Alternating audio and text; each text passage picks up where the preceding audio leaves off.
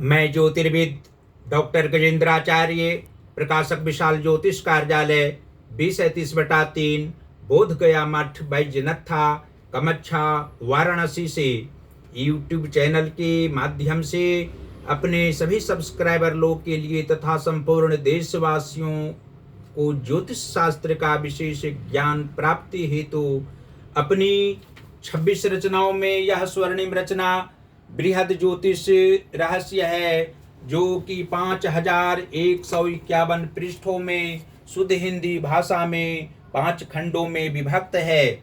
इस ज्योतिष महाग्रंथ बृहद ज्योतिष रहस्य को इतनी कलम अर्थात 525 कलम से मेरे द्वारा रचना हुई है।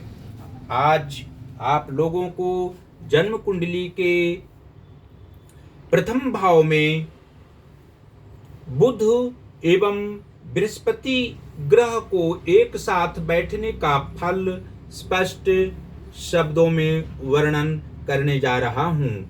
जन्म कुंडली की प्रथम भाव में बुध तथा बृहस्पति के मेल से जातक अपनी ख्याति के अनुरूप सदैव कार्य करते रहते हैं, यश प्रतिष्ठा प्राप्त करने में ज्यादा विश्वास रखते हैं, अधार्मिक कार्यों में व्यर्थ समय एक भी पल बर्बाद करने वाले नहीं होते हैं। पारिवारिक सुख बचपन से ज्यादा युवावस्था के उपरांत इन्हें प्राप्त होना स्वाभाविक बात होती है। विद्या अध्ययन करने वाले होते हैं, ये भावुक प्रवृत्ति के होते हैं और प्रखर बुद्धि के अवश्य होते हैं।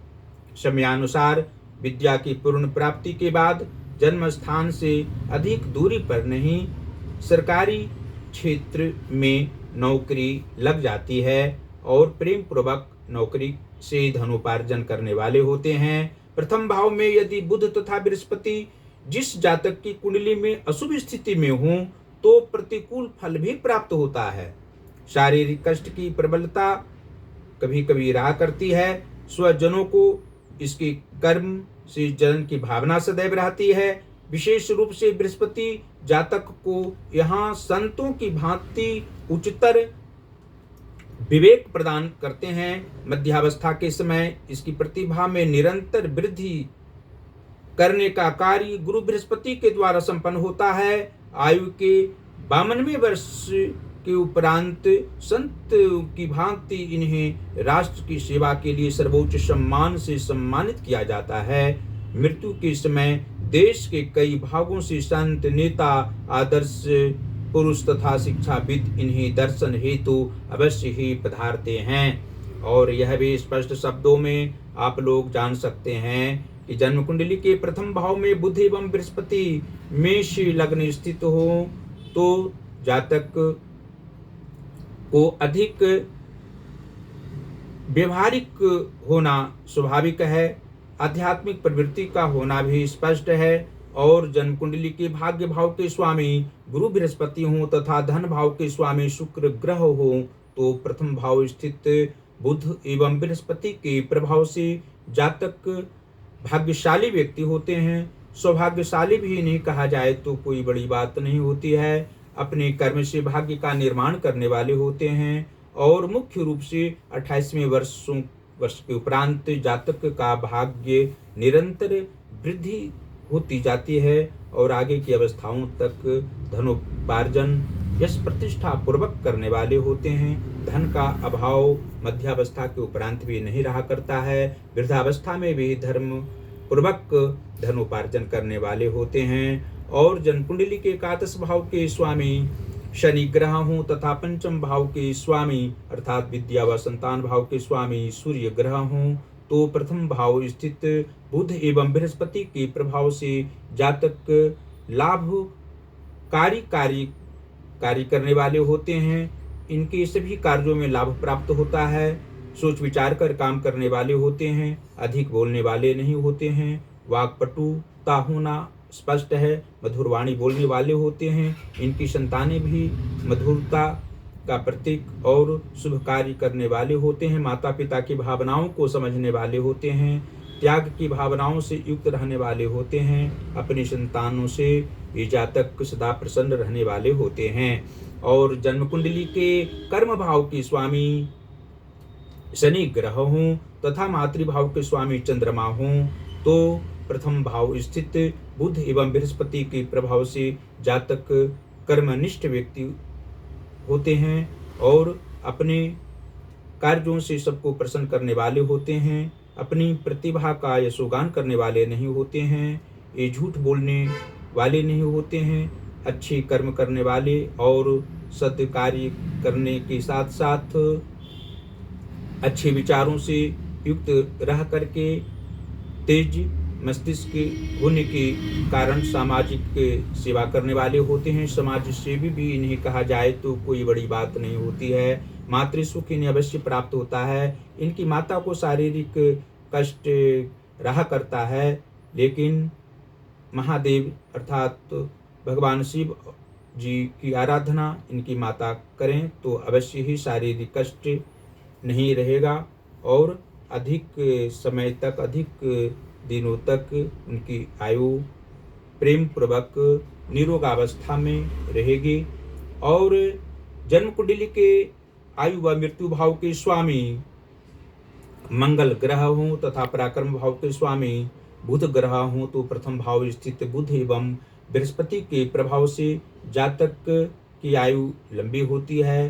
पति पत्नी का जीवन मधुर प्रेम भाव के साथ गुजरने वाला होता है। ये पराक्रमी स्वभाव के होते हैं। उच्च विचारों से युक्त रहना, पारिवारिक क्षेत्र हो या बाहरी क्षेत्र हो, सभी जगह रहा करते हैं और अपने प्रभाव से अधिक व्यक्ति को प्रसन्न रखने वाले होते हैं।